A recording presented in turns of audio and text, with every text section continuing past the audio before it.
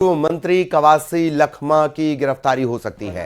ED की पूछताछ के बाद कवासी लखमा की गिरफ्तारी हो सकती है। ईडी दफ्तर में कवासी लखमा और उनके बेटे हरीश लखमा से पूछताछ हो रही है और माना यह जा रहा है कि पूछताछ के बाद इनकी गिरफ्तारी हो सकती है। 28 दिसंबर को ईडी ने कवासी लखमा के घर पर दबिश दी थी, छापा मारा था। ईडी का यह दावा है कि छापे में शराब घोटाले से जुड़े सबूत मिले हैं।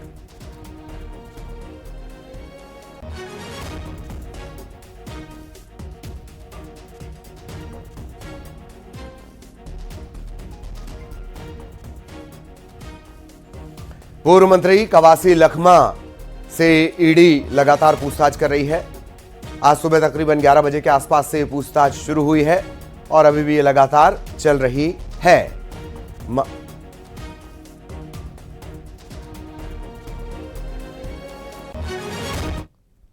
इधर पूर्व मंत्री कवासी लखमा से ईडी की पूछताछ को लेकर डिप्टी सीएम अरुण साहब ने कांग्रेस पर निशाना साधा। उन्होंने कहा कि छत्तीसगढ़ का एक एक व्यक्ति जानता है कि शराब घोटाला हुआ है। ईडी इस मामले की बारीकी से जांच कर रही है। ईडी को सहयोग करना चाहिए। भावनात्मक बात करने से बात बनेगी नहीं। ईडी ने पूछताछ के लिए बुलाया है, जिसे भी बुलाए, जांच एजेंसियां हैं, जांच में सहयोग करें। लखमा जी, आप निर्दोष हैं तो आप उस तरह की बात रखें। ईडी सभी बातों पर विचार करेगी और निश्चित रूप से ईडी को आपको सहयोग करना चाहिए। देखिए, छत्तीसगढ़ का एक एक व्यक्ति इस बात को जानता था कि छत्तीसगढ़ में शराब घोटाला हो रहा है। कैसे शराब दुकानों में 2-2 काउंटर बने थे, कैसे नकली होलोग्राम का उपयोग किया गया था और किस प्रकार से एक ऑर्गेनाइज्ड क्रिमिनल सिंडिकेट बना करके शराब घोटाले को अंजाम दिया गया। तो रायपुर से सहयोगी आकाश इस वक्त हमारे साथ जुड़े हुए हैं। इसके अलावा बीजेपी कांग्रेस से मेहमान भी हैं, उनके पास मैं आऊंगा। लेकिन आकाश, क्या जानकारी मिल रही है? क्या गिरफ्तार हो सकते हैं कवासी लखमा? आकाश जी बिल्कुल, ईडी की कार्रवाई अभी जारी है और कवासी लखमा 11 बजे यहां पर पहुंचे हैं ईडी कार्यालय में और उनके साथ उनके बेटे जो हैं हरीश भी पहुंचे और दोनों से पूछताछ चल रही है। अभी ईडी कार्यालय में दोनों मौजूद है। बता दें कि 28 दिसंबर को छापेमार कार्रवाई हुई थी जिसमें दस्तावेज बरामद किए गए थे। इसके बाद आज इन्हें पूछताछ के लिए बुलाया गया था। कहा जा रहा है कि गिरफ्तारी हो सकती है, हालांकि इसको लेकर किसी भी तरीके से आधिकारिक पुष्टि अभी तक नहीं हुई है। बिल्कुल, आधिकारिक पुष्टि नहीं हुई है। धनंजय ठाकुर हमारे साथ जुड़े हुए हैं, राजीव चक्रवर्ती हमारे साथ जुड़े हुए हैं। धनंजय जी, ऐतराज क्या? जांच चल रही है, उसमें कोई ऐतराज? जी, ये तो भारतीय जनता पार्टी की सरकार बनने के बाद, जब से नरेंद्र मोदी जी प्रधानमंत्री बने, उसके बाद आप देखेंगे ईडी, सीबीआई, आईटी कहाँ जाती है। जो विपक्षी दल है, जो भाजपा के अगेंस्ट जो पार्टियां लगातार इनके नीतियों के विरोध करते, उसके जाते हैं। तो कवासी लखमा जी के छापा मार जो कार्रवाई, उसको कोई आश्चर्यचकित करने वाली बात नहीं है। ठीक, क्योंकि जब ये असफल होते हैं तब तक इस प्रकार संस्थाओं का दुरुपयोग करते हैं। और कवासी लखमा जी ने स्पष्ट कहा है कि वो संविधान का सम्मान करते हैं, इसलिए ईडी के पास गए हैं, जो डॉक्यूमेंट से मांगा वो देंगे। लेकिन ये स्पष्ट हो गया है कि भारतीय जनता पार्टी ने जो विधानसभा चुनाव के दौरान जो आरोप लगाए थे, प्रवंडा था, वो झूठ साबित हो गया है। और सबसे बड़े चिंता का बात यह है कि प्रधानमंत्री पद में बैठे व्यक्ति ने वो मनगढ़ंत आरोप लगाए जिसका कोई तथ्य नहीं था। आज ईडी 2 साल में कोई तथ्य प्रस्तुत नहीं कर पाई, न्यायालय में। धनंजय जी, ईडी कह रही है कि उनके पास गिरफ्तारी के लिए मतलब उनके पास पर्याप्त सबूत हैं।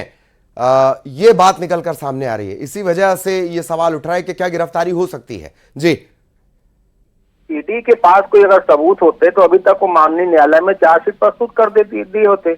ईडी के पास कोई सबूत ही नहीं, से 2 साल से चार्जशीट प्रस्तुत नहीं कर पाए हैं। अगर चार्जशीट प्रस्तुत करते, दूर पानी हो जाता। मार्के की बात, चार्जशीट। राजीव चक्रवर्ती साहब, सबूत है तो चार्जशीट पेश कर दी जाए। पूछताछ के सिलसिले लंबे क्यों? चक्रवर्ती साहब, 2,500 करोड़ का घोटाला, भ्रष्टाचार जो राजस्व में जमा होना था, उसकी डकैती की है कांग्रेस पार्टी ने सिंडिकेट बनाकर। और उस सिंडिकेट के त्रिपाठी से लेकर त्रिपाठी और टुटेजा और ढेबर तीनों जेल में निरुद्ध है और करीब 16 अधिकारी है, उनके ऊपर कार्रवाई चल रही है, उनकी जांच चल रही है। जो उपायुक्त थे आबकारी के, उनके ऊपर भी जांच चल रही है। 2 काउंटर होते थे, ओवर रेट में शराब बेची जाती थी। सारे तथ्य पब्लिक डोमेन में है और जनता भी जानती है। ठीक। उसकी कड़ियां खुलते जा रही है। इसी परिप्रेक्ष्य में ईडी ने पकड़ा है और अपने वेबसाइट में बिल्कुल। इसे खबर भी प्रसारित की है। अब दूध का दूध पानी का होने जा रहा है। कांग्रेस के पेट में मरोड़ भी होता जा रहा है। नहीं, वही कह रहे हैं कि अगर बहुत दूध का बड़ा दूध घोटाला पानी का है। पानी होना है तो चार्जशीट पेश कर दी जाए। वाकई फिर दूध का दूध पानी का पानी हो जाएगा। बहुत धन्यवाद, क्विक रिएक्शन आपका चाहिए था। आप दोनों का बहुत धन्यवाद। आकाश, आप हमारे साथ जुड़े रहे, उनका भी धन्यवाद। लेकिन भिलाई के लोगों के लिए आज है मुश्किलों का दिन। आज ही नहीं है, कल भी रहेगा, परसों भी रहेगा। 3 दिनों तक शहर में पानी की सप्लाई नहीं होगी। मेन पाइपलाइन में लीकेज के चलते सप्लाई रोक दी गई है। प्लांट को बंद करके इसकी मरम्मत होगी। मरम्मत के बाद फिर से पानी की सप्लाई होगी। दावा यह किया जा रहा है कि भिलाई के लोगों को वैकल्पिक व्यवस्था के जरिए पानी की सप्लाई की जाएगी। लेकिन 3 दिनों तक शहर के बाशिंदों को, लोगों को, आवाम को, जनता को पानी के लिए परेशान होना पड़ सकता है। दुर्ग से सहयोगी मिथिलेश हमारे साथ जुड़े हुए हैं। मिथिलेश, 3 दिन की बातें कही जा रही हैं, क्या वैकल्पिक व्यवस्था का दावा है? इतना तय है परेशानी होगी। मिथिलेश।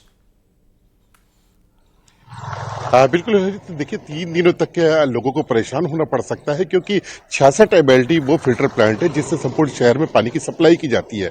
न सिर्फ नगर निगम भिलाई बल्कि नगर निगम रिसाली में भी पानी की सप्लाई 66 MLD फिल्टर प्लांट से ही की जाती है। इसके मुख्य राइजिंग पाइपलाइन में लीकेज आ गया है और लीकेज को सुधारने में कम से कम 24 घंटे से अधिक लग सकते हैं। ऐसे में आज शटडाउन किया गया है। आगामी 24 घंटे तक ये काम चलेगा। यदि 24 घंटे के भीतर ये काम हो जाता है तो उसके बाद में फिर पानी की सप्लाई शुरू की जाएगी। लेकिन वो भी तुरंत लोगों को पानी नहीं मिल पाएगा क्योंकि उच्च स्तरीय जलागार को पहले भरा जाएगा, उसके बाद में पानी की सप्लाई होगी।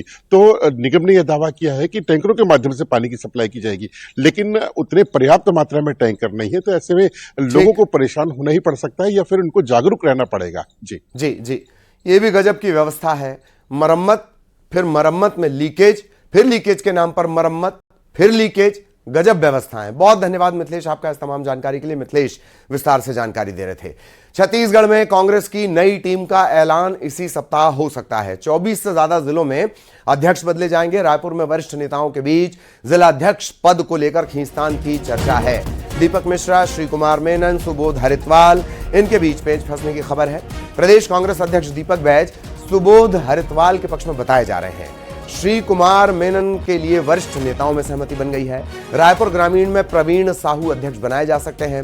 पूर्व कांग्रेस अध्यक्ष धनेंद्र साहू के बेटे हैं प्रवीण साहू।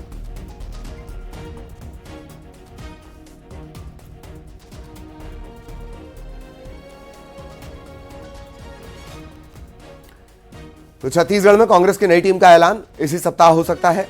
24 से ज्यादा जिलों में अध्यक्ष बदले जाएंगे। रायपुर को लेकर सबसे ज्यादा खींचतान की खबर है।